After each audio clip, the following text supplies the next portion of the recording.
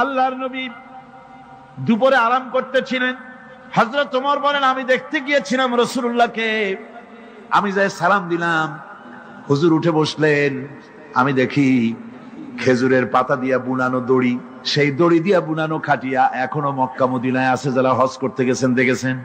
ওই দড়ি দিয়া বুনানো খাটিয়া, ওর উপরে তোশক নাই, বিছানার চাদর নাই, নিজের হাত মোবারক মাথার তলে দিয়া রাসূল শুয়ে আছেন। ওমরকে দেখে হুজুর উঠে বসলেন।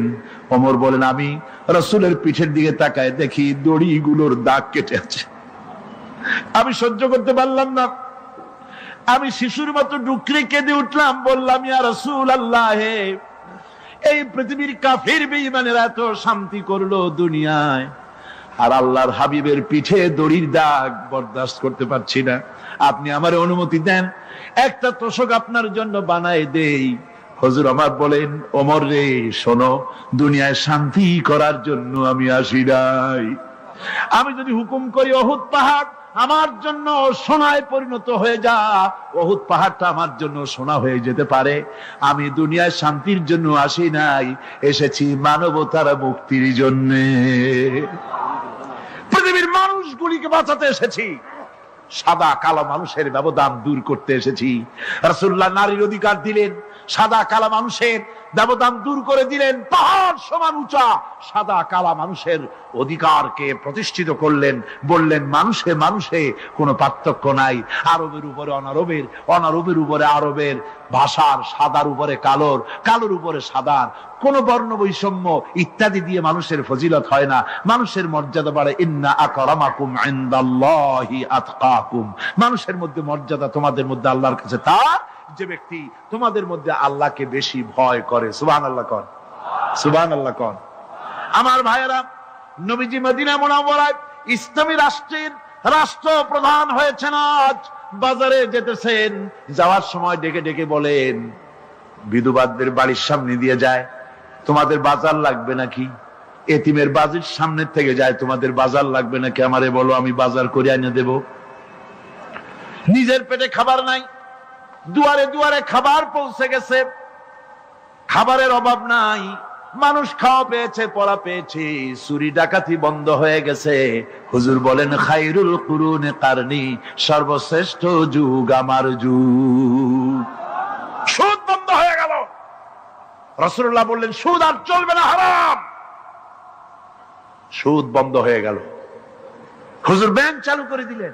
ব্যাংকের নাম হলো বাইতুল মাল। কি নাম হলো? এই ব্যাংক যেদিন রাসূলুল্লাহ উদ্বোধন করেন, আল্লাহ নবী বাইতুল মাল ব্যাংক উদ্বোধনের দিনে যে বক্তৃতা করলেন, বুখারীতে সেই বক্তৃতা লেখা হয়ে গেল। আল্লাহ নবী বলেন, মান তারাকা দায়নান আও দিয়ান ফালাইয়া, আমার এই রাষ্ট্রের ভিতরে কোন মানুষ যদি ঋণগ্রস্ত অবস্থায় মারা যায়, আর ঋণ পরিশোধ করার মতো অর্থ যদি তার কাছে না থাকে, তাহলে তার ঋণ পরিশোধের দায়িত্ব, তার বিধবা স্ত্রী আর তার এতিম বাল বাচ্চার সব দায়িত্ব আমি মুহাম্মদ সাল্লাল্লাহু আলাইহি ওয়াসাল্লাম আমার কাঁধের উপরে উঠাইয়া নিলাম। এমন সুন্দর রাষ্ট্র চালু হয়ে গেছে, মানুষ খাবার পেয়েছে, পড়ার পেয়েছে। বুড়োরা, যাদের কাজ নাই, বুড়ো মানুষ কাজ করতে পারে না, তারা বসে বসে খাবারের ব্যবস্থা হয়ে গেছে। যুবকদের চাকরি হয়ে গেছে, বেকার কেউ আর বেকার নাই, সব কাজে ব্যস্ত হয়ে গেছে, মানুষের কাছে কাজ মিলেছে। কৃষক তাদের উৎপাদিত পণ্যের সঠিক মূল্য পাচ্ছে, শ্রমিক শ্রমের মর্যাদা পাচ্ছে, শ্রমিক মর্যাদা পাচ্ছে। রাসূলুল্লাহ বলেছেন, শ্রমিক আর মালিক মনিব আর গোলামের সম্পর্ক না, সম্পর্ক ভাই ভাই। সম্পর্ক কি? শ্রমিকের মর্যাদা রাসূলুল্লাহ এভাবে দিলেন, নিজে শ্রম দিলেন। মদিনার 8 বছর চলে যাওয়ার পর হযরত আয়েশা রাসূলুল্লাহকে দেখলেন মাজা কুজা। হযরত আয়েশা বলেন, হুজুর মাজাটা কুজা কেন? বয়সের কারণে হলো নাকি? হুজুর বলেন, না, বয়সের কারণে হয় নাই। এই মদিনার চতুর্দিকে কাফির বেঈমানেরা যখন মদিনাকে আক্রমণ করেছিল, আমি তখন মদিনার চতুর্দিকে খন্দক পরিখা খনন করেছিলাম, 3 মাইল লম্বা, 15 ফিট গভীর, 30 ফিট চওড়া। সাহাবীরা মাটি কেটেছে, আমি মাটি বহন করেছি, আবার আমি মাটি কেটেছি, সাহাবীরা মাটি কেটেছে। মাটি কেটে আর মাটির ঝুড়ি বহন করে করে কোমরে যে বেদনা হয়েছিল, আজ পর্যন্ত সেই বেদনা সেরে যায় নাই। এই হলো আমার রাসূল, এ হলো বিশ্ব নবী। কি নবী? সিল্লা এখন কি নবী?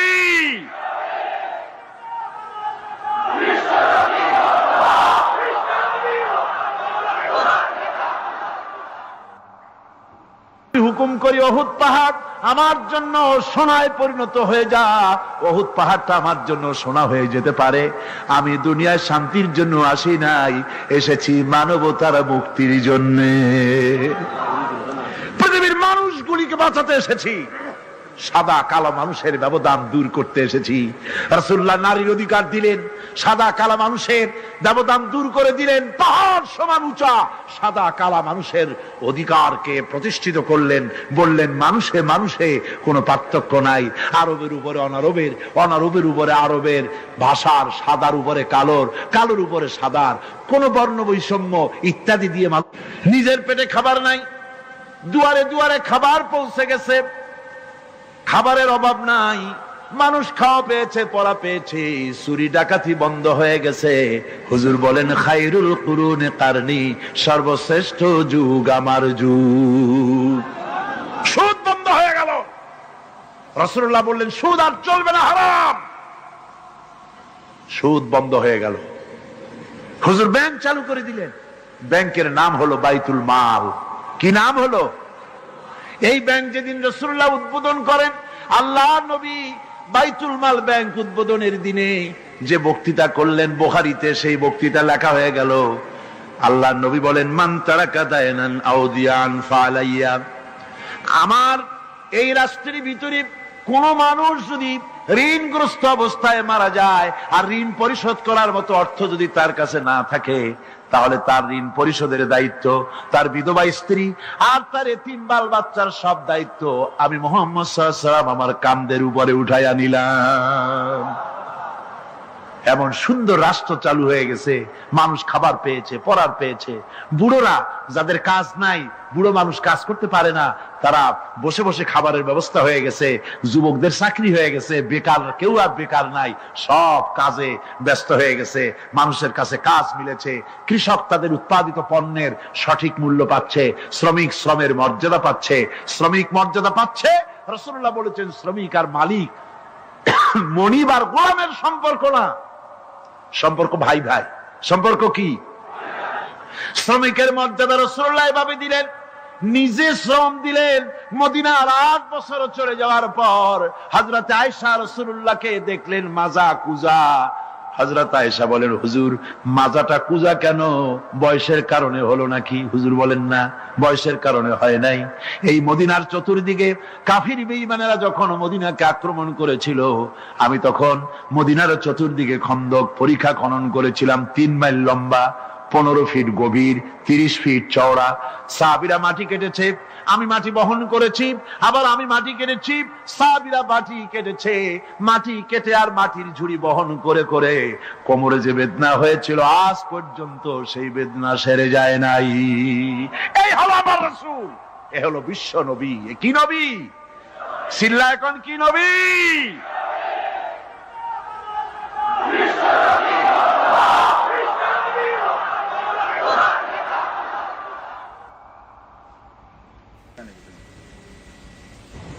বিসমিল্লাহির রহমানির রহিম। সর্বযুগের সর্বকালের সর্বশ্রেষ্ঠ মহামানব রাহমাতুল্লিল আলামিন হযরত মুহাম্মদ সাল্লাল্লাহু আলাইহি ওয়াসাল্লাম, যার জীবনের প্রতিটি অংশে আছে শিক্ষা, মহান রব্বুল আলামিনের অকৃত্রিম বন্ধু রাসূলুল্লাহ সাল্লাল্লাহু আলাইহি ওয়াসাল্লামের জীবন থেকে শিক্ষা গ্রহণ আমাদের সবারই একান্ত কর্তব্য। এখন আমাদের সামনে রাসূল করিম সাল্লাল্লাহু আলাইহি ওয়াসাল্লামের জীবনের নানা দিক নিয়ে আলোচনা করছেন আন্তর্জাতিক খ্যাতিসম্পন্ন মুফাসসিরে কোরআন ও বিশিষ্ট ইসলামী চিন্তাবিদ হযরত মাওলানা দেলোয়ার হোসাইন সাঈদী। শব্দগ্রহণে মাহসিন সাউন্ড সিস্টেম, প্রযোজনায় সিএইচপি, পরিবেশনায় স্পন্দন অডিও ভিজুয়াল সেন্টার, ঢাকা। আল্লাহ রাব্বুল আলামিন বলেন মা ইয়ানতিকু আনিল হাওয়া ইন হুয়া ইল্লা ওয়াহিয়ুন ইউহা। আমার নবী নফসকে অনুসরণ করে প্রবৃত্তিকে অনুসরণ করে কোনো কথা বলেন না। আমার নবী যেটা বলেন সেটা হলো ওহী। আমি যা বলতে বলি তাই তিনি বলেন। ওয়ালাউ তাকাওয়ালা আলাইনা বা'দাল আকাবিল। আমার নবী যদি নিজের থেকে বানিয়ে কোনো কথা যদি কোরআনের ভিতরে আমার নামে চালায় দিতেন, আমি আল্লাহ রাব্বুল আলামিন আমার নবীর ডান হাতকে চেপে ধরতাম, আর তার কণ্ঠ নালীকে আমি আল্লাহ রাব্বুল আলামিন কেটে ফেলে দিতাম। তিনি যা বলেছেন সব কার কথা? আল্লাহ পাকের কথা। তিনি হচ্ছেন গোটা বিশ্বের সর্বশ্রেষ্ঠ চরিত্রের আধার। তার চরিত্রের সার্টিফিকেট আল্লাহ পাক দিচ্ছেন। চরিত্রের সার্টিফিকেট কে দিলেন? আল্লাহ পাক দিয়েছেন। কোরআনে কারীমের মধ্যে আল্লাহ রাব্বুল আলামিন বলেন, ওয়া ইন্নাকা লাআলা খুলুকিন আযীম। নবী হে, আপনি হচ্ছেন পুত পবিত্র চরিত্রের উপরে প্রতিষ্ঠিত। সুবহানাল্লাহি ওয়া বিহামদিহি। আপনি শ্রেষ্ঠ চরিত্রের উপরে প্রতিষ্ঠিত। দেখুন, রাসূল করিম সাল্লাল্লাহু আলাইহি ওয়াসাল্লাম নবুয়ত পাওয়ার পর যখন তিনি ঘরে প্রবেশ করেছেন, সর্বপ্রথম হযরত জিবরাইলের সঙ্গে জীবনের প্রথম দেখা। ভয় পেয়েছেন, শরীরে জ্বর এসেছে, এবং হযরতে খাদিজাকে গিয়ে বলছেন যে আমাকে ঢেকে দাও, আমি ভয় পেয়েছি। হযরতে খাদিজাতুল কুবরা রাদিয়াল্লাহু তাআলা আনহা তিনি রাসূলকে বলছেন, আবুল কাসেম, হে কাসেমের পিতা, আপনার ভয় পাওয়ার কোনো কারণ নাই। আপনাকে জিন বা শয়তান কোনো অনিষ্ট করতে পারে না, কারণ আপনি এতিমদেরকে, মিসকিনদেরকে খেতে দেন, আপনি বিধবাকে আশ্রয় দেন, আপনি প্রতিবেশীর হক আদায় করেন, আপনি আত্মীয়দের হক আদায় করেন। কি সার্টিফিকেট দিচ্ছেন? স্ত্রী তো স্বামীর জন্য ভালোবাসা দিতে পারে, মহব্বত দিতে পারে, জান দিতে পারে, কিন্তু ঈমান তো আনতে পারে না। ঈমান আনা তো এত সহজ ব্যাপার না। কিন্তু রাসূল করিম সাল্লাল্লাহু আলাইহি ওয়াসাল্লাম যখন তাকে তাওহীদের দাওয়াত দিলেন, রিসালাতের দাওয়াত দিলেন, এবং বললেন আমি নবী, হযরত খাদিজা এক মুহূর্ত দেরি করেননি। হযরতে খাদিজা তার কাছে রাসূলুল্লাহ যখন রিসালাতের দাওয়াত পেশ করলেন, সঙ্গে সঙ্গে হযরত খাদিজা পড়ে নিলেন, লা ইলাহা ইল্লাল্লাহু মুহাম্মাদুর রাসূলুল্লাহ। জোরে সোরে পড়েন, লা ইলাহা ইল্লাল্লাহ, লা ইলাহা ইল্লাল্লাহ।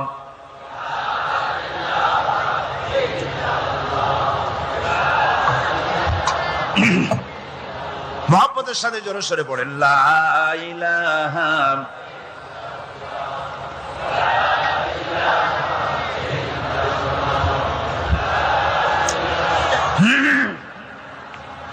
লা ইলাহা ইল্লাল্লাহু মুহাম্মাদুর রাসূলুল্লাহ। আমার বন্ধুগণ, রাসূল করিম সাল্লাল্লাহু আলাইহি ওয়াসাল্লামের উপরে স্ত্রী ঈমান আনলেন। খাদেম ছিলেন হযরতে যায়েদ। খাদেম তো তার প্রভুর জন্য জান দিতে পারে, মাল দিতে পারে, মহব্বত করতে পারে, সব পারে। খাদেম ঈমান আনতে পারে না, যেহেতু খাদেমের কাছে তার সাহেবের ইনস এন্ড আউট, তার ভেতর বাইরে সবকিছুই পরিষ্কার থাকে। হযরতে রাসূলের খাদেম ছিলেন হযরতে যায়েদ। হযরত যায়েদ তার উপরে যখন 15 বছর খাদেম ছিলেন রাসূলুল্লাহ, হুজুর যখন তার কাছে দাওয়াত পেশ করলেন, যখন রিসালাতের দাওয়াত পেশ করলেন, তাওহীদের দাওয়াত দিলেন, খাদেম যায়েদ একটু চিন্তা করলেন না, সাথে সাথে পড়লেন, লা ইলাহা ইল্লাল্লাহু মুহাম্মাদুর রাসূলুল্লাহ। রাসূলের বন্ধু ছিলেন হযরত আবু বকর সিদ্দিক রাদিয়াল্লাহু তাআলা আনহু। 20 বছরের বন্ধু। কত বছরের বন্ধু? 20 বছর। 20 বছর বসে একজন বন্ধু আর একজন বন্ধুকে চিনতে মোটেই কিছু বাকি থাকে না। হযরত আবু বকর রাদিয়াল্লাহু তাআলা আনহু তার কাছে যখন রাসূলুল্লাহ নবুয়তের দাওয়াত পেশ করলেন, হযরতে আবু বকর রাদিয়াল্লাহু তাআলা আনহু এক মুহূর্ত দেরি করেন নাই, বলেছেন আপনার চরিত্র নবুয়তের চরিত্র। আগেই বুঝতে পেরেছি সাধারণ মানুষের চরিত্র এমন হতে পারে না। তিনিও কালেমা পড়ে মুসলমান হয়ে গেলেন। সাহাবায়ে কেরাম রাসূলের প্রতি এই মহব্বত, এই শ্রদ্ধা তারা পোষণ করেছেন। নবী তার চরিত্র দিয়ে মানুষের সামনে নিজেকে প্রকাশ করেছেন। তার চরিত্র দুই রকম ছিল না, চরিত্র এক রকম ছিল। ব্যক্তিগত চরিত্র আর পারিবারিক চরিত্র দুই রকম না। তার ব্যক্তিগত যে চরিত্র ওইটাই ছিল তার ঘরের চরিত্র, যেটা ছিল ঘরের সেটাই ছিল বাইরের। হযরত আয়েশা সিদ্দিকা রাদিয়াল্লাহু তাআলা আনহা সাহাবীদের প্রশ্নের জবাবে বলেছেন, রাসূলের চরিত্র হচ্ছে কোরআন। রাসূলের চরিত্র কি? কোরআন। রাসূলুল্লাহ এই পৃথিবীতে কেন আসছেন? আসার কারণ হলো তিনি হচ্ছেন আদর্শ। আল্লাহর নবী বলেছেন, লাকাদ কানা লাকুম ফি রাসূলিল্লাহি উসওয়াতুন হাসানাহ, তোমাদের জন্য গ্রহণযোগ্য মহত্তম আদর্শ হতেছে তোমাদের রাসূল। তোমাদের রাসূলের ভিতরেই তোমাদের আদর্শ রয়েছে, তার কাছ থেকে তোমরা আদর্শ গ্রহণ করো। তিনি এতিমের আদর্শ, শিশুর আদর্শ, কিশোরদের আদর্শ, যুবকের আদর্শ, তরুণের আদর্শ, বৃদ্ধের আদর্শ, পিতার আদর্শ, নানার আদর্শ, স্বামীর আদর্শ, সেনাপতির আদর্শ, শ্রমিকের আদর্শ, রাষ্ট্রপ্রধানেরও সকলের জন্য আদর্শ। যেই যুগে বেহাপনার উলঙ্গপনা দিয়েছিল সমাজ ভর্তি, আল্লাহর ঘর তাওয়াফ করে নারী আর পুরুষেরা উলঙ্গ হয়ে, সেই যুগে রাসূলুল্লাহ যখন কাবা শরীফ রিকনস্ট্রাকশন হচ্ছিল, পুনর্নির্মাণ হচ্ছিল, তখন তিনি বহন করছিলেন পাথরগুলি মাথায় করে। তার চাচা তাকে বললেন, তোমার তো বড্ড কষ্ট হচ্ছে, তুমি এখন এইটাকে ঘাড়ের উপরে, লুঙ্গিটা খুলা ঘাড়ের উপরে রেখে তারপর এটা বহন করো। হুজুর যখন লুঙ্গির গিরায় হাত দিয়েছেন খুলবেন এই চিন্তা করে, ঘাড়ের উপরে রেখে পাথর বহন করবেন, লুঙ্গির গিটে হাত দিয়েছেন, খোলেন নাই। লুঙ্গির গিটের উপরে হাত রেখে তিনি চিন্তা করলেন, এতগুলি লোকের সামনে কাপড়টা খুললে পরে কি শরম হবে। কাপড়টা খোলেনি নাই, শুধু খুললে পরে কি লজ্জা হবে। এই আগাম শরমের অনুভূতিতে মুহাম্মদ সাল্লাল্লাহু আলাইহি ওয়াসাল্লাম বেহুশ হয়ে জমিনের উপরে পড়ে গেছে। আদর্শ কাকে বলে? শিশুর আদর্শ, কিশোরের আদর্শ, স্বামীর আদর্শ, পিতার আদর্শ, নানার আদর্শ, গোটা পৃথিবীর সমস্ত মানুষের আদর্শ রাসূল করিম সাল্লাল্লাহু আলাইহি ওয়াসাল্লাম। তার কাছে তিনি স্ত্রীদের আদর্শ ছিলেন, তিনি নানার আদর্শ ছিলেন। ইমাম হোসেনকে তিনি কোলে নিচ্ছেন, ঘাড়ে উঠছে বাচ্চা, বুকের উপরে উঠছে। একজন সাহাবী বলছেন, হুজুর বাচ্চা পেলে আপনি এত আদর করেন, আমার তো ৬-৭টা ছেলে মেয়ে, আমি মোটে কোলেও নি না, আর জীবনে একবার সুমাও খাই না, আমার মোটে ইচ্ছাই করে না। হুজুর বললেন, আল্লাহ যদি তোমার দিলের মধ্যে রহম পয়দা না করেন তো আমি কি করতে পারি? হুজুর বাচ্চাকে নিয়ে আদর করছেন। ইমাম হোসেনকে বলছেন, হোসেন কে বড় বলো তো, তুমি বড় না আমি বড়? হোসেন বলছেন, নানাজি আমি আপনার থেকে বড়। আশ্চর্য কথা, তুমি আমার থেকে বড় কিভাবে? হোসেন বলছেন, নানাজি বলুন তো আপনার পিতার নাম কি? হুজুর বলছেন, আমার পিতার নাম আব্দুল্লাহ। হোসেন বলছেন, এই আব্দুল্লাহ এই পর্যন্তই শেষ, আপনি তো আমার পিতার মতো পিতা পান নাই, আমার আব্বার মতো আব্বা আপনার আছে। আমার আব্বাকে বলা হয় আসাদুল্লাহিল গালিব, সমস্ত কাফেরদের জন্য বিজয়ী বীর বাঘ আমার আব্বা। এবং আমার আব্বা সম্পর্কে আপনি বলেছেন, আনা মাদিনাতুল ইলম ওয়া আলিয়ুম বাবুহা, আমি হচ্ছে একটি জ্ঞানের রাজ্য আর আলী হচ্ছে সেই রাজ্যে প্রবেশের প্রধান তোরণ। আমার বাপের মতো বাপ আছে আপনার? হুজুর আশ্চর্য হয়ে গেলেন, বাচ্চা বলে কি? হোসেন বলছেন, নানাজি এবার কন্ত দেখি, এবার বলুন তো দেখি আপনার মায়ের নাম কি? হুজুর বলছেন, আমার মায়ের নাম আমেনা। হযরত হোসেন বলছেন, এই আমেনা পর্যন্তই শেষ, কয়জনে চিনবে কর? আমার মায়ের মতো একটা মা আপনার আছে? আমার মায়ের মতো একটা মা আপনি পেয়েছেন? আমার মাকে চেনেন? আমার মা হচ্ছেন জান্নাতের সাইয়্যিদাতুন নিসা, জান্নাতের সমস্ত মহিলাদের সরদারিনী আমার মা ফাতিমাতুজ জাহরা রাদিয়াল্লাহু তাআলা আনহা। আমার মায়ের মতো একটা মা আপনি পেয়েছেন? হোসেন বলছেন, নানাজি আরো বলবো নাকি? কয় হ্যাঁ বলো। বলছেন, নানাজি এবার কম তো দেখি আপনার নানার নাম কি? হুজুর বলছেন, আমার নানার নাম আব্দুল ওয়াহাব। হোসেন বলছেন, এবার আপনি মানুষের কাছে জিজ্ঞেস করেন কয়জন এই আব্দুল ওয়াহাব রয়েছেন? আপনি কি আমার নানার মতো একটা নানা পেয়েছেন? আমার নানাকে আপনি জানেন? আমার নানা সাইয়্যিদুল মুরসালিন, আশরাফুল আম্বিয়া, রাহমাতুল লিল আলামিন, বিশ্বনবী জনাবে মুহাম্মদ রাসূলুল্লাহ সাল্লাল্লাহু আলাইহি ওয়াসাল্লাম।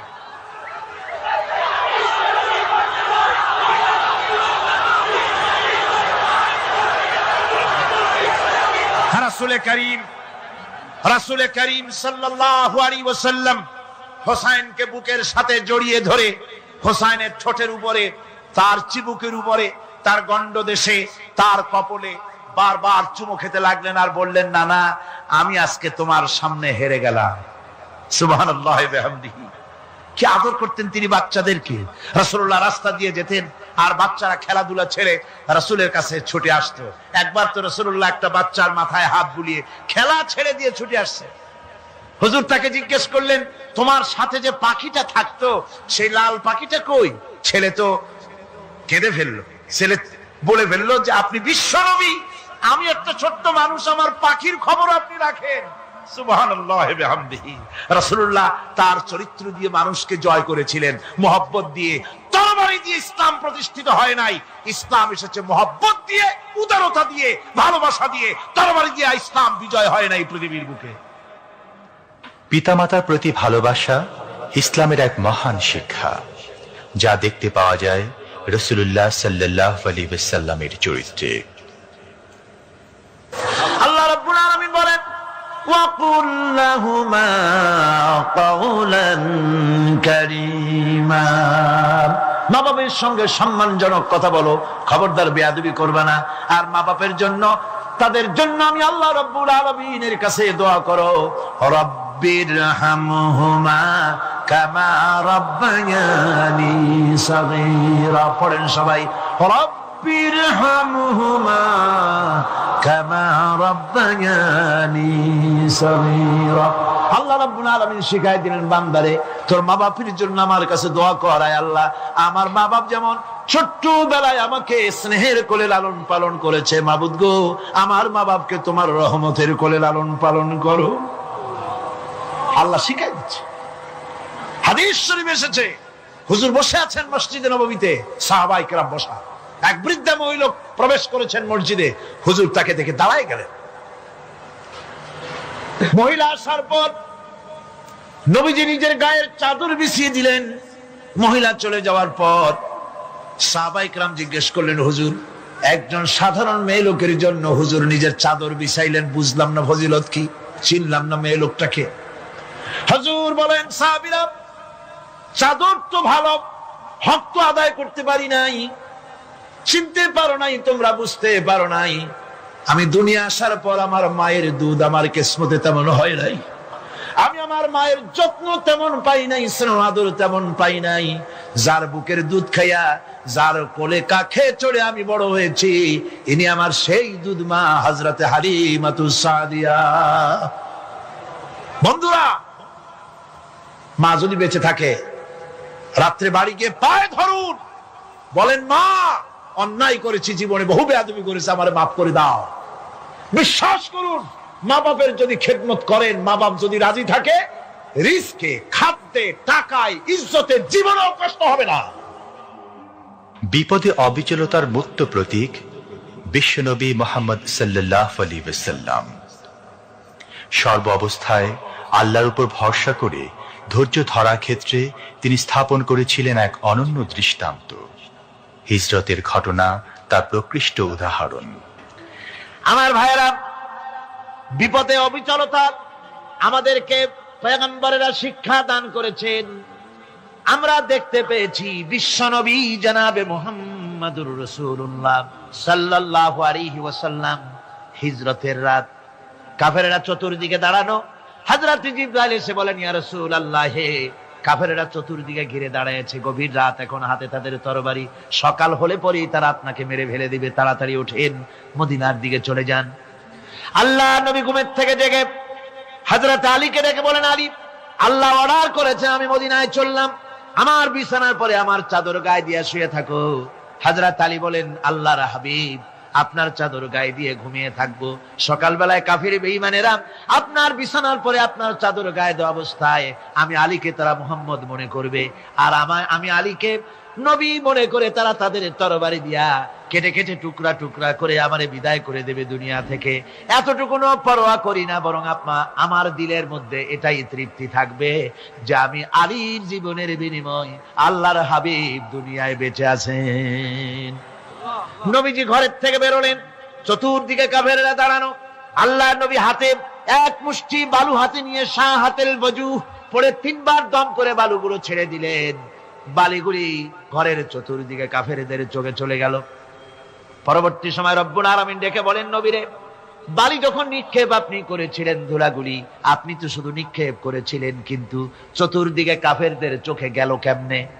একদিকে মেরেছিলেন, সেই দিকেই তো যাওয়ার কথা ছিল, চতুর্দিকের কাফেরের চোখে চোখে সেগুলো পৌঁছে গেল কেমনে? ওয়ামা রামাইতা ইদ রামাইতা ওয়ালাকিন্নাল্লাহ রামা। আপনি নিক্ষেপ করেন নাই, যখন আপনি নিক্ষেপ করেছিলেন আপনি তো শুধু বালুকণা ছেড়েছেন, আর ওই বালুকণাগুলি ঘরের চতুর্দিকে সব কাফেরদের চোখে পৌঁছবার দায়িত্ব আমার কুদরত গ্রহণ করেছিল। আমার ভাইরা, নবীজি বিপদে, এতগুলি শত্রু তরবারি নিয়ে তিনি বিপদে ধৈর্য হারা হন নাই। আস্তে করে ঘরের থেকে বেরিয়ে হযরত আবু বকরের বাড়িতে গিয়ে হাজির। দরজায় গিয়ে আওয়াজ দিলেন, আবু বকর। অমনি দরজা খুলে গেল। লাব্বাইক ওয়া সাদাইক। হুজুর বলেন, আবু বকর রে, একটা ডাকে কেমনে সাড়া দিলে? তুমি কি ঘুমাইছিলে না? হযরত আবু বকর বলেন, হুজুর আপনি বলেছেন আমাকে নিয়ে হিজরত করবেন, আমি মনে মনে চিন্তা করেছি না জানি কত রাত্রে নবীজি আসেন, উঠতে যদি আমার দেরি হয়ে যায়, নবীজি যদি দরজার কাছে দাঁড়ায় দাঁড়ায় আমারে ডাকাডাকি করে, আর আমি যদি ঘুমায় থাকি, তাহলে আল্লাহর নবীর সঙ্গে বেয়াদবি হয়ে যাবে। এই মনে করে বিছানায় না ঘুমাইয়া আপনার গলার আওয়াজ শোনার জন্য এই দরজার সঙ্গে পিঠ লাগাইয়া লাগাইয়া দাঁড়ায়া ঘুমাচ্ছিলাম। আল্লাহর নবী হযরত আবু বকরকে সঙ্গে করে নিয়ে চললেন মদিনার দিকে। উল্টা পথে রওনা করলেন। বারবার কাবা শরীফের দিকে তাকাতে লাগলেন। বুখারী শরীফে এসেছে, নবীজি বারবার কাবার দিকে তাকিয়ে বলতেছেন, রে কাবা, বড় আশা ছিল তোর কাছে থাকবো, তোর খেদমত করব, কিন্তু তোর নিষ্ঠুর সন্তানেরা তোর কাছে আমারে থাকতে দিল না রে। আল্লাহ নবী মিসফালা দিয়ে জাবালে কেদোয়ার উপর দিয়ে চলে গেলেন জাবালে সুরে। গুহার কাছে যখন গিয়েছেন, হযর রক্ত হয়ে গেল। হযরত আবু বকর রাদিয়াল্লাহু তাআলা আনহু বলছেন, হুজুর আর উপায় নাই, দিন হয়ে গেল, এখন বুঝি ধরা পড়ে যাব, ওই গুহার মধ্যে গিয়ে আশ্রয় নেই। তবে আপনি দাঁড়ান, গুহার ভিতরেই পাহাড়িয়া গুহা, বিচ্ছু থাকতে পারে, সাপ থাকতে পারে, আমি আগে ঢুকি, যদি কোনো হিংস্র প্রাণী থাকে আমার উপর দিয়া আঘাত হয়ে যাক, আল্লাহর নবী হেফাজতে থাকুক। হযরত আবু বকর রাদিয়াল্লাহু তাআলা আনহু গুহার ভিতরে নামলেন। নেমে গুহা সাফ করে হুজুরকে ডাকলেন। হুজুর তাশরীফ ফরমালেন গুহার মধ্যে। হুজুর বলেন, আবু বকর, হেঁটে হেঁটে কষ্ট হয়ে গেছে, তুমি বসো, তোমার উরুর উপরে মাথা রেখে আমি একটু ঘুমায়ে যাই। আল্লাহর হাবিব ঘুমায় গেলেন। হযরত আবু বকর লক্ষ্য করে দেখেন চতুর্দিকে অনেকগুলি গর্ত দেখা যায়। এই গর্ত থেকে সাপ আসতে পারে, বিচ্ছু আসতে পারে মনে করে নিজের গায়ের চাদর ছিঁড়ে ছিঁড়ে গর্তগুলি বন্ধ করা শুরু করে দিলেন। কয়েকটা গর্ত বন্ধ করার মতো চাদর আর নাই, পাও দিয়ে চেপে ধরলেন। এক পাহাড়িয়া বিষধর সাপ বেরোবার জন্য চেষ্টা করে বেরোবার পথ খুঁজে না পেয়ে হযরত আবু বকরের পায়ের উপরে দংশন করেছে। বিষের যন্ত্রণায় হযরত আবু বকরের চোখ থেকে পানি দরদর করে পড়ছে। রাসূলুল্লাহর ঘুম ভেঙে গেল। আল্লাহর নবী তাকিয়ে বলেন, আবু বকর, চোখে পানি কেন? বাড়ির কথা বুঝি মনে পড়ে গেছে?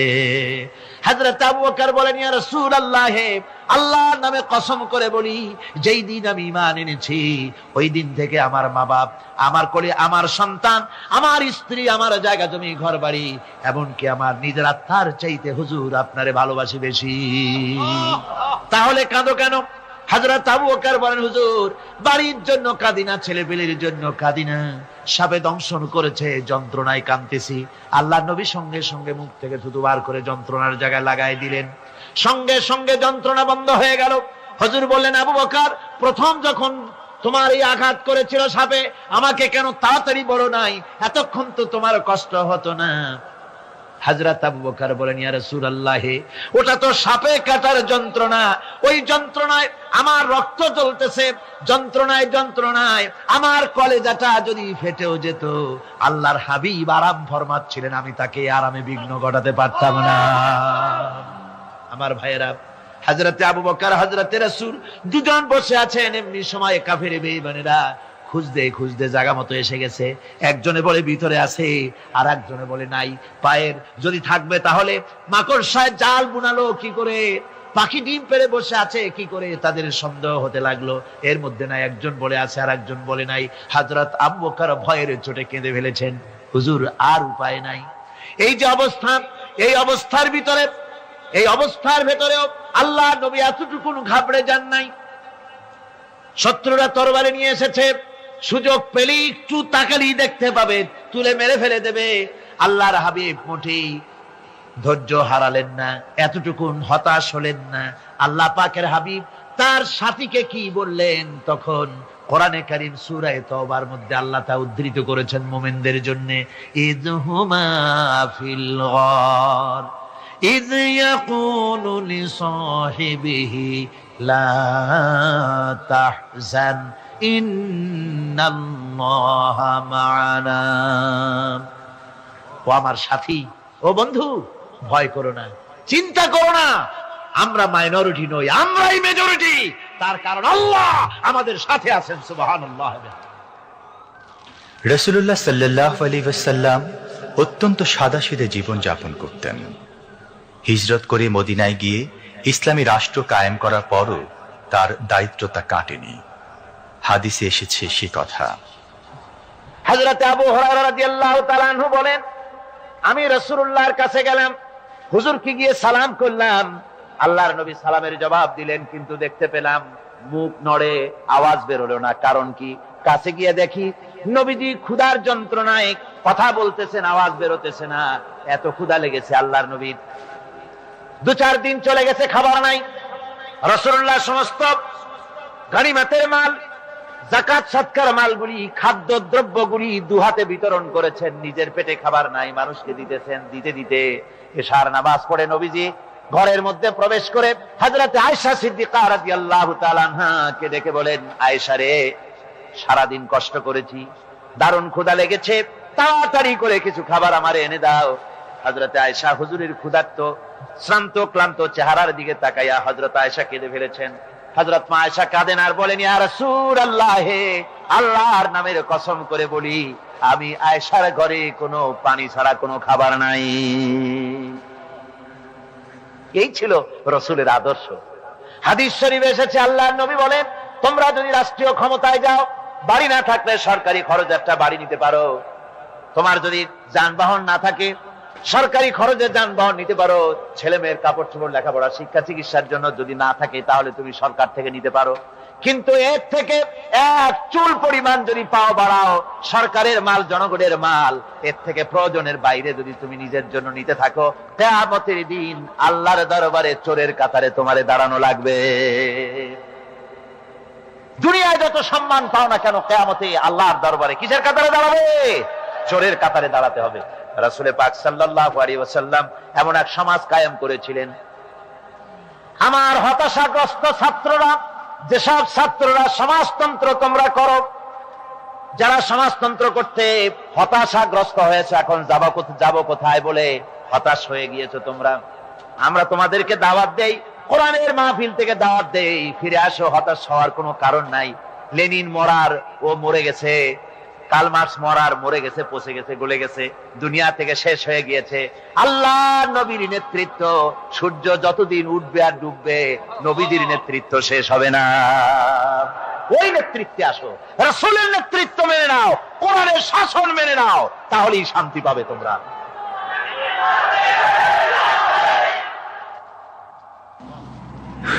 আল্লাহর নবী দুপুরে আরাম করতেছিলেন। হযরত ওমর বলেন, আমি দেখতে গিয়েছিলাম রাসূলুল্লাহকে, আমি যাই সালাম দিলাম, হুজুর উঠে বসলেন। আমি দেখি খেজুরের পাতা দিয়া বুনানো দড়ি, সেই দড়ি দিয়া বুনানো খাটিয়া এখনো মক্কা মদিনায় আছে, যারা হজ করতে গেছেন দেখেছেন।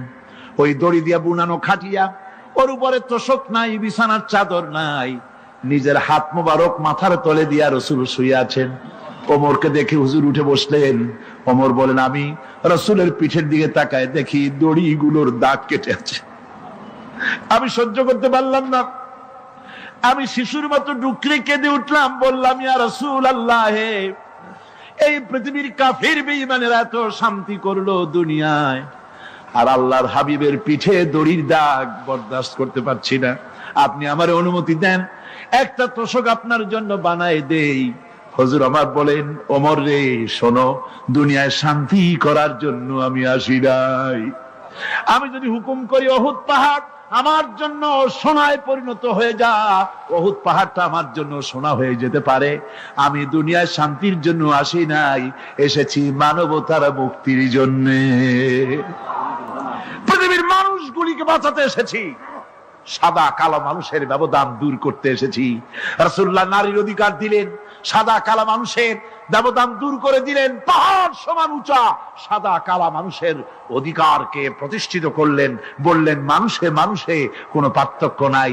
আরবের উপরে অনারবের, অনারবের উপরে আরবের, ভাষার সাদার উপরে কালোর, কালোর উপরে সাদার, কোন বর্ণ বৈষম্য ইত্যাদি দিয়ে মানুষের ফজিলত হয় না।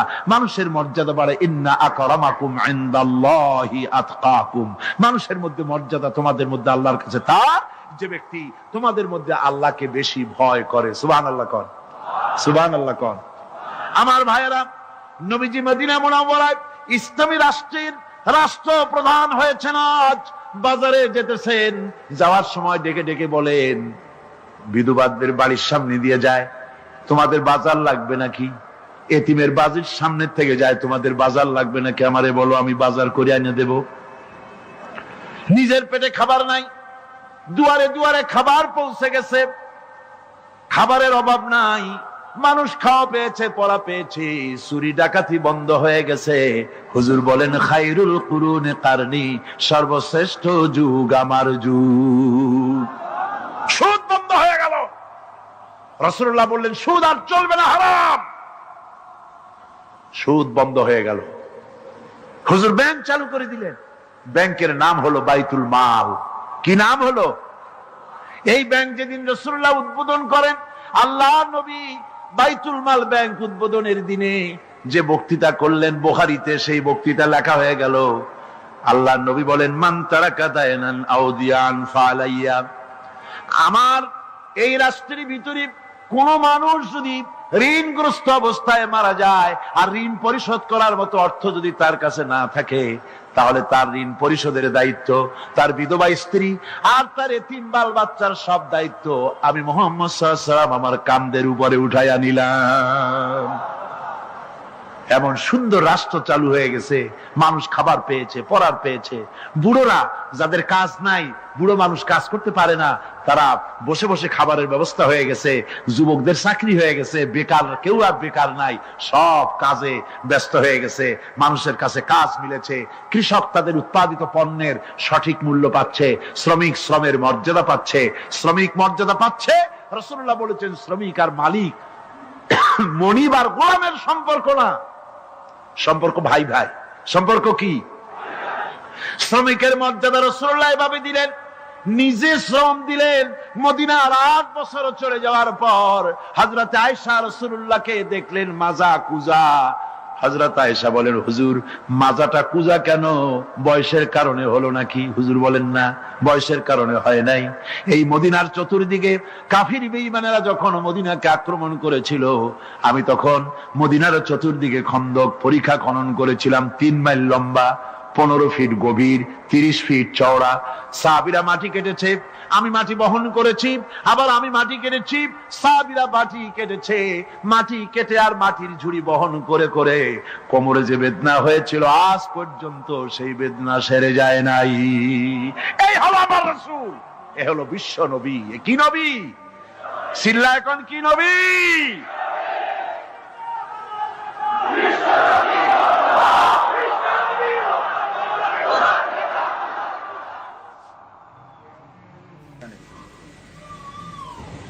বিসমিল্লাহির রহমানির রহিম। সর্বযুগের, সর্বকালের সর্বশ্রেষ্ঠ মহামানব রাহমাতুল্লিল আলামিন হযরত মুহাম্মদ সাল্লাল্লাহু আলাইহি ওয়াসাল্লাম, যার জীবনের প্রতিটি অংশে আছে শিক্ষা, মহান রব্বুল আলামিনের অকৃত্রিম বন্ধু রাসূলুল্লাহ সাল্লাল্লাহু আলাইহি ওয়াসাল্লামের জীবন থেকে শিক্ষা গ্রহণ আমাদের সবারই একান্ত কর্তব্য। এখন আমাদের সামনে রাসূল করিম সাল্লাল্লাহু আলাইহি ওয়াসাল্লামের জীবনের নানা দিক নিয়ে আলোচনা করছেন আন্তর্জাতিক খ্যাতিসম্পন্ন মুফাসসিরে কোরআন ও বিশিষ্ট ইসলামী চিন্তাবিদ হযরত মাওলানা দেলোয়ার হোসাইন সাঈদী। শব্দগ্রহণে মাহসিন সাউন্ড সিস্টেম, প্রযোজনায় CHP, পরিবেশনায় স্পন্দন অডিও ভিজুয়াল সেন্টার। ঢাকা। আল্লাহ রাব্বুল আলামিন বলেন, মা ইয়ানতিকু আনিল হাওয়া ইন হুয়া ইল্লা ওয়াহিয়ুন ইউহা। আমার নবী নফসকে অনুসরণ করে, প্রবৃত্তিকে অনুসরণ করে কোনো কথা বলেন না। আমার নবী যেটা বলেন সেটা হলো ওহী। আমি যা বলতে বলি তাই তিনি বলেন। ওয়ালাউ তাকাওয়ালা আলাইনা বা'দাল আকাবিল। আমার নবী যদি নিজের থেকে বানিয়ে কোনো কথা যদি কোরআনের ভিতরে আমার নামে চালায় দিতেন, আমি আল্লাহ রাব্বুল আলামিন আমার নবীর ডান হাতকে চেপে ধরতাম, আর তার কণ্ঠ নালীকে আমি আল্লাহ রাব্বুল আলামিন কেটে ফেলে দিতাম। তিনি যা বলেছেন সব কার কথা? আল্লাহ পাকের কথা। তিনি হচ্ছেন গোটা বিশ্বের সর্বশ্রেষ্ঠ চরিত্রের আধার। তার চরিত্রের সার্টিফিকেট আল্লাহ পাক দিচ্ছেন। চরিত্রের সার্টিফিকেট কে দিলেন? আল্লাহ পাক দিয়েছেন। কোরআনে কারীমের মধ্যে আল্লাহ রাব্বুল আলামিন বলেন, ওয়া ইন্নাকা লাআলা খুলুকিন আযীম। নবী হে, আপনি হচ্ছেন পুত পবিত্র চরিত্রের উপরে প্রতিষ্ঠিত। সুবহানাল্লাহি ওয়া বিহামদিহি। আপনি শ্রেষ্ঠ চরিত্রের উপরে প্রতিষ্ঠিত। দেখুন, রাসূল করিম সাল্লাল্লাহু আলাইহি ওয়াসাল্লাম নবুয়ত পাওয়ার পর যখন তিনি ঘরে প্রবেশ করেছেন, সর্বপ্রথম হযরত জিবরাইলের সঙ্গে জীবনের প্রথম দেখা। ভয় পেয়েছেন, শরীরে জ্বর এসেছে, এবং হযরতে খাদিজাকে গিয়ে বলছেন যে আমাকে ঢেকে দাও, আমি ভয় পেয়েছি। হযরতে খাদিজাতুল কুবরা রাদিয়াল্লাহু তাআলা আনহা তিনি রাসূলকে বলছেন, আবুল কাসেম, হে কাসেমের পিতা, আপনার ভয় পাওয়ার কোনো কারণ নাই। আপনাকে জিন বা শয়তান কোনো অনিষ্ট করতে পারে না, কারণ আপনি এতিমদেরকে, মিসকিনদেরকে খেতে দেন, আপনি বিধবাকে আশ্রয় দেন, আপনি প্রতিবেশীর হক আদায় করেন, আপনি আত্মীয়দের হক আদায় করেন। কি সার্টিফিকেট দিচ্ছেন? স্ত্রী তো স্বামীর জন্য ভালোবাসা দিতে পারে, মহব্বত দিতে পারে, জান দিতে পারে, কিন্তু ঈমান তো আনতে পারে না। ঈমান আনা তো এত সহজ ব্যাপার না।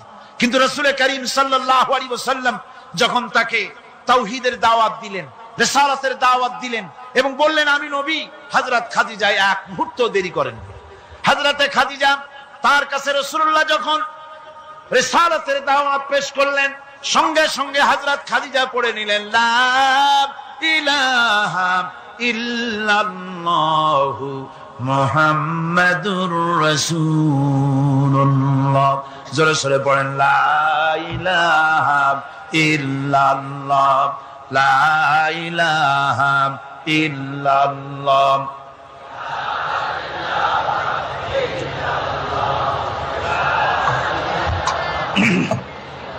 মুহাব্বতের সাথে জোরে সরে পড়েন, লা ইলাহা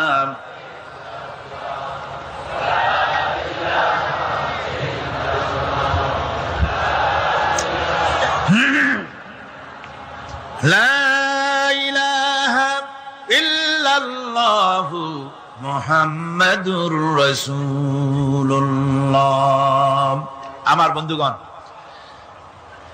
রাসূল করিম সাল্লাল্লাহু আলাইহি ওয়াসাল্লামের উপরে স্ত্রী ঈমান আনলেন। খাদেম ছিলেন হযরতে যায়েদ। খাদেম তো তার প্রভুর জন্য জান দিতে পারে, মাল দিতে পারে, মহব্বত করতে পারে, সব পারে। খাদেম ঈমান আনতে পারে না, যেহেতু খাদেমের কাছে তার সাহেবের ইনস এন্ড আউট, তার ভেতর বাইরে সবকিছুই পরিষ্কার থাকে। হযরতে রাসূলের খাদেম ছিলেন হযরতে যায়েদ। হযরত যায়েদ তার উপরে যখন 15 বছর খাদেম ছিলেন রাসূলুল্লাহ, হুজুর যখন তার কাছে দাওয়াত পেশ করলেন, যখন রিসালাতের দাওয়াত পেশ করলেন, তাওহীদের দাওয়াত দিলেন, খাদেম যায়েদ একটু চিন্তা করলেন না, সাথে সাথে পড়লেন, লা ইলাহা ইল্লাল্লাহু মুহাম্মাদুর রাসূলুল্লাহ। রাসূলের বন্ধু ছিলেন হযরত আবু বকর সিদ্দিক রাদিয়াল্লাহু তাআলা আনহু। 20 বছরের বন্ধু। কত বছরের বন্ধু? 20 বছর। 20 বছর বসে একজন বন্ধু আর একজন বন্ধুকে চিনতে মোটেই কিছু বাকি থাকে না। হযরত আবু বকর রাদিয়াল্লাহু তাআলা আনহু তার কাছে যখন রাসূলুল্লাহ নবুয়তের দাওয়াত পেশ করলেন, হযরতে আবু বকর রাদিয়াল্লাহু তাআলা আনহু এক মুহূর্ত দেরি করেন নাই, বলেছেন আপনার চরিত্র নবুয়তের চরিত্র। আগেই বুঝতে পেরেছি সাধারণ মানুষের চরিত্র এমন হতে পারে না। তিনিও কালেমা পড়ে মুসলমান হয়ে গেলেন। সাহাবায়ে কেরাম রাসূলের প্রতি এই মোহাব্বত, এই শ্রদ্ধা তারা পোষণ করেছেন। নবী তার চরিত্র দিয়ে মানুষের সামনে নিজেকে প্রকাশ করেছেন। তার চরিত্র দুই রকম ছিল না, চরিত্র একরকম ছিল। ব্যক্তিগত চরিত্র আর পারিবারিক চরিত্র দুই রকম না। তার ব্যক্তিগত যে চরিত্র ওইটাই ছিল তার ঘরের চরিত্র, যেটা ছিল ঘরের সেটাই ছিল বাইরের। হযরত আয়েশা সিদ্দিকা রাদিয়াল্লাহু তাআলা আনহা সাহাবীদের প্রশ্নের জবাবে বলেছেন, রাসূলের চরিত্র হচ্ছে কোরআন। রাসূলের চরিত্র কি? কোরআন। রাসূলুল্লাহ এই পৃথিবীতে কেন আসছেন? আসার কারণ হলো তিনি হচ্ছেন আদর্শ। আল্লাহর নবী বলেছেন, লাকাদ কানা লাকুম ফি রাসূলিল্লাহি উসওয়াতুন হাসানা, তোমাদের জন্য গ্রহণযোগ্য মহত্তম আদর্শ হতেছে তোমাদের রাসূল। তোমাদের রাসূলের ভিতরেই তোমাদের আদর্শ রয়েছে, তার কাছ থেকে তোমরা আদর্শ গ্রহণ করো।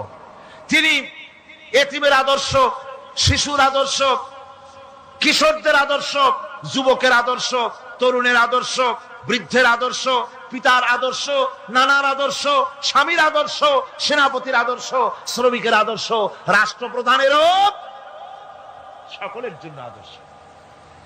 যেই যুগে বেহাপনার উলঙ্গপনা দিয়েছিল সমাজ ভর্তি, আল্লাহর ঘর তাওয়াফ করে নারী আর পুরুষেরা উলঙ্গ হয়ে, সেই যুগে রাসূলুল্লাহ যখন কাবা শরীফ রিকনস্ট্রাকশন হচ্ছিল, পুনর্নির্মাণ হচ্ছিল, তখন তিনি বহন করছিলেন পাথরগুলি মাথায় করে।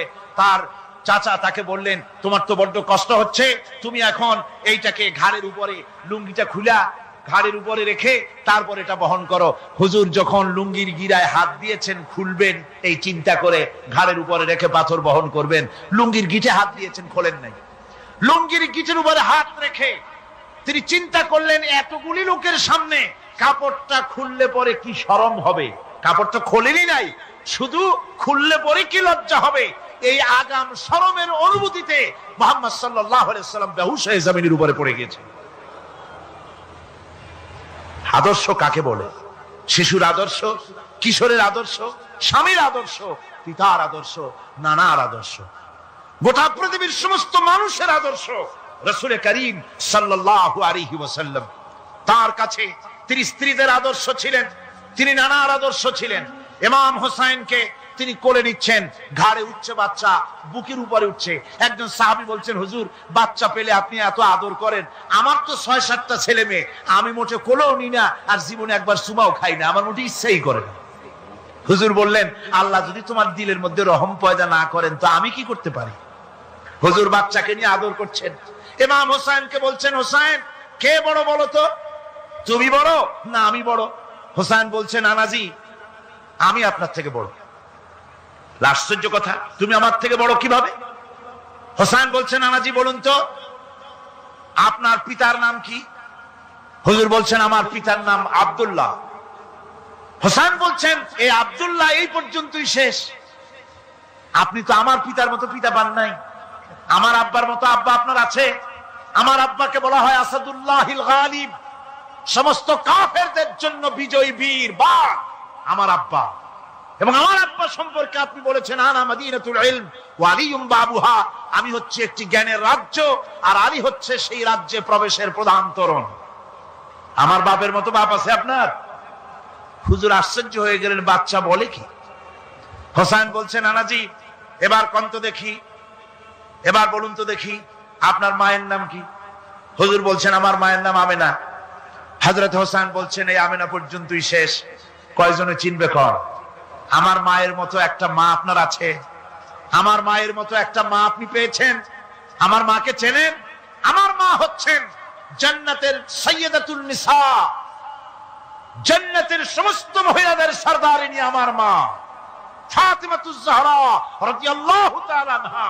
আমার মায়ের মতো একটা মা আপনি পেয়েছেন? হোসেন বলছেন, নানাজি আরো বলবো নাকি? কয় হ্যাঁ বলো। বলছেন, নানাজি এবার কন্ত দেখি আপনার নানার নাম কি? হুজুর বলছেন, আমার নানার নাম আব্দুল ওয়াহাব। হোসেন বলছেন, এবার আপনি মানুষের কাছে জিজ্ঞেস করেন কয়জন এই আব্দুল ওয়াহাব রয়েছেন? আপনি কি আমার নানার মতো একটা নানা পেয়েছেন? আমার নানাকে আপনি জানেন? আমার নানা সাইয়্যিদুল মুরসালিন, আশরাফুল আম্বিয়া, রাহমাতুল লিল আলামিন, বিশ্বনবী জনাবে মুহাম্মদ রাসূলুল্লাহ সাল্লাল্লাহু আলাইহি ওয়াসাল্লাম।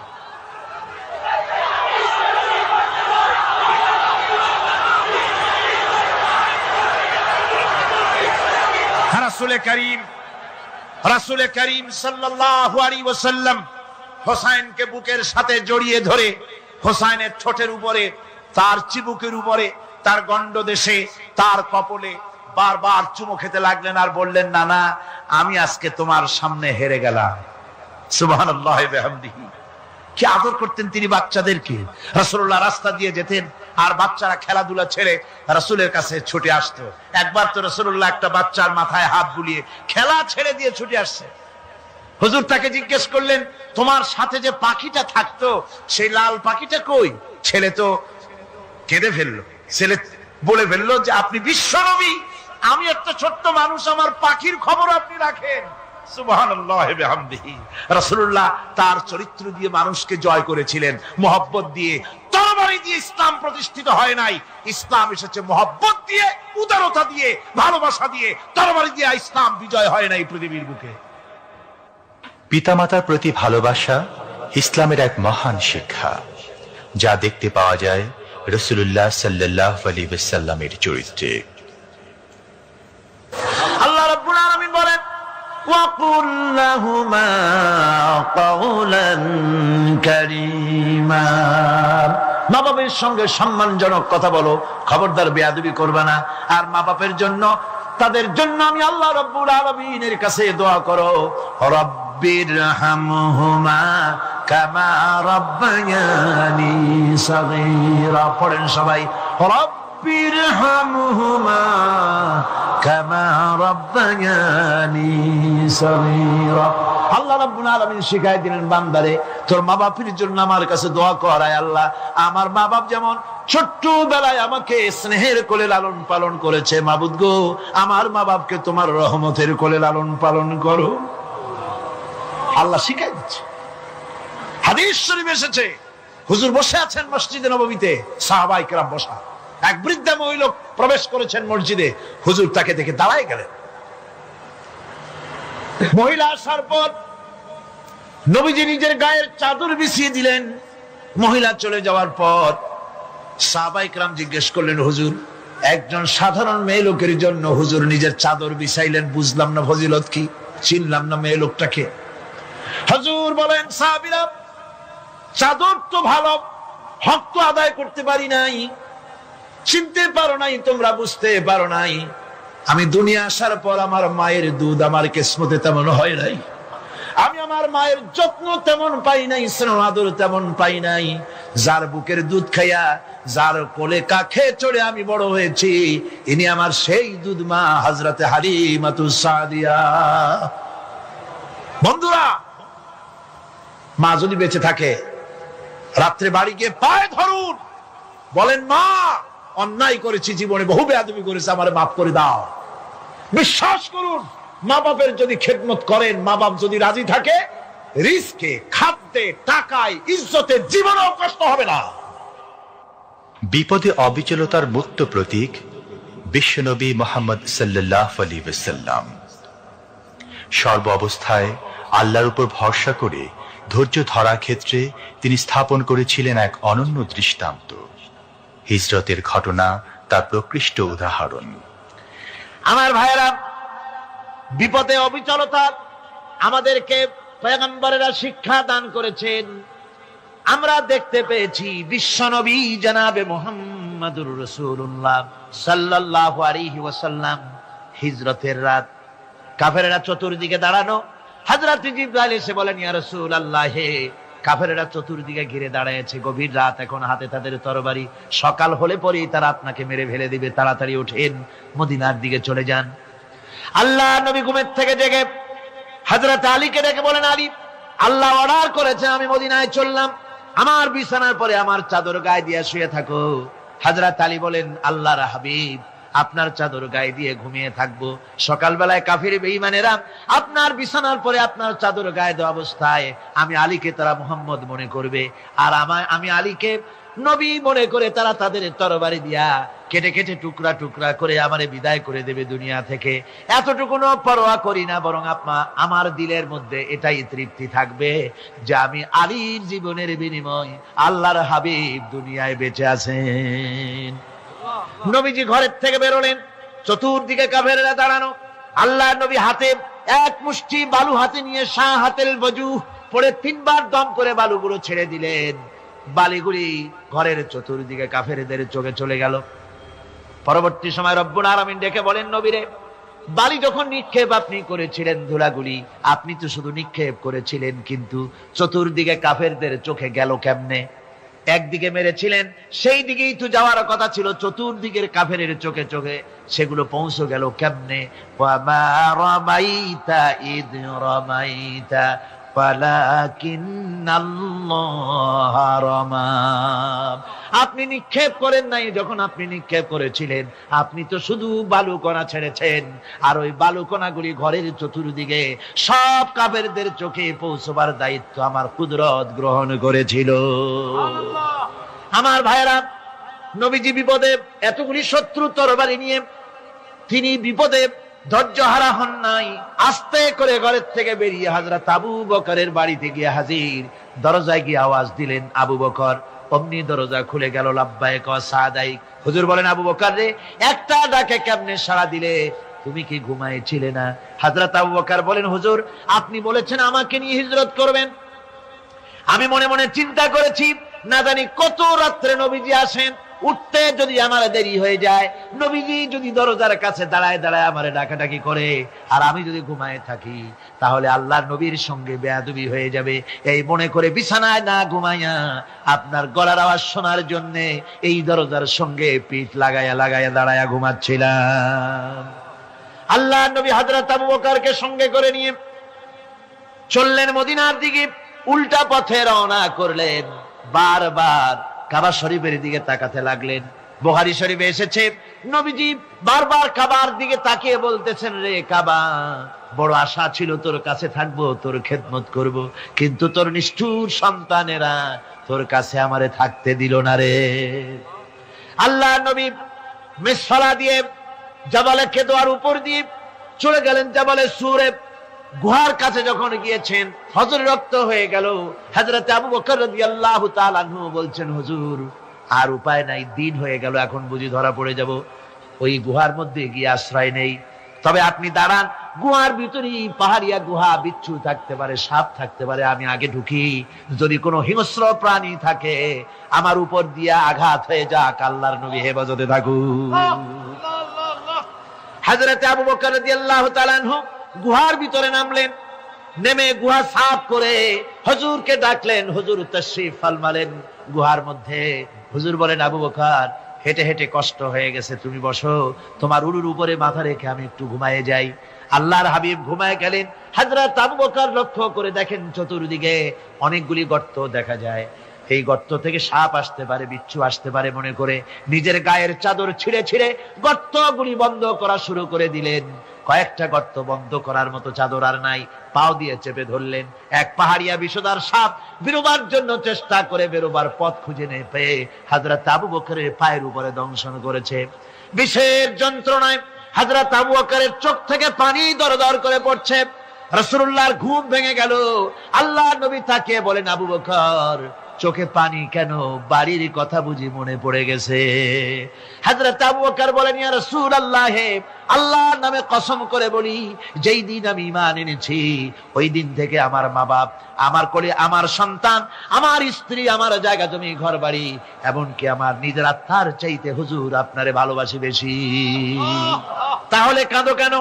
হযরত আবু বকর বলেন, হুজুর, বাড়ির জন্য কাঁদিনা, ছেলে পেলের জন্য কাঁদিনা, সাপে দংশন করেছে, যন্ত্রণায় কাঁদতেছি। আল্লাহর নবী সঙ্গে সঙ্গে মুখ থেকে থুতু বার করে যন্ত্রণার জায়গায় লাগাই দিলেন। সঙ্গে সঙ্গে যন্ত্রণা বন্ধ হয়ে গেল। হুজুর বললেন, আবু বকর, প্রথম যখন তোমার এই আঘাত করেছিল সাপে, আমাকে কেন তাড়াতাড়ি বলো নাই? এতক্ষণ তো তোমার কষ্ট হতো না। হযরত আবু বকর বলেন, ইয়া রাসূলুল্লাহ, ওটা তো সাপে কাটার যন্ত্রণা, ওই যন্ত্রণায় আমার রক্ত জ্বলতেছে, যন্ত্রণায় যন্ত্রণায় আমার কলেজাটা যদি ফেটেও যেত, আল্লাহর হাবিব আরাম ফরমাচ্ছিলেন, আমি তাকে আরামে বিঘ্ন ঘটাতে পারতাম না। আমার ভাইয়েরা, হযরতে আবু বকর, হযরতে রাসূল দুজন বসে আছেন। এমনি সময় কাফের বেঈমানেরা খুঁজতে খুঁজতে জায়গা মতো এসে গেছে। একজনে বলে ভিতরে আছে, আর একজনে বলে নাই। পায়ের যদি থাকবে তাহলে মাকড়সায় জাল বুনালো কি করে? পাখি ডিম পেড়ে বসে আছে কি করে, তাদের সন্দেহ হতে লাগলো। এর মধ্যে নাই একজন বলে আছে আর একজন বলে নাই। হযরত আবু বকর ভয়ের চোটে কেঁদে ফেলেছেন, হুজুর আর উপায় নাই। এই যে অবস্থান, এই অবস্থার ভিতরে, এই অবস্থার ভেতরেও আল্লাহ নবী এতটুকু ঘাবড়ে যান নাই। শত্রুরা তরবারি নিয়ে এসেছে, সুযোগ পেলে একটু তাকালেই দেখতে পাবে, তুলে মেরে ফেলে দেবে। আল্লাহর হাবিব মোটেই ধৈর্য হারালেন না, এতটুকু হতাশ হলেন না। আল্লাহ পাকের হাবিব তার সাথীকে কি বললেন, তখন কোরআনে কারীম সূরা তাওবার মধ্যে আল্লাহ তা উদ্ধৃত করেছেন মুমিনদের জন্য। ইযহুমা ফিল গার ইয ইয়াকুলু লিসাহিবিহি লা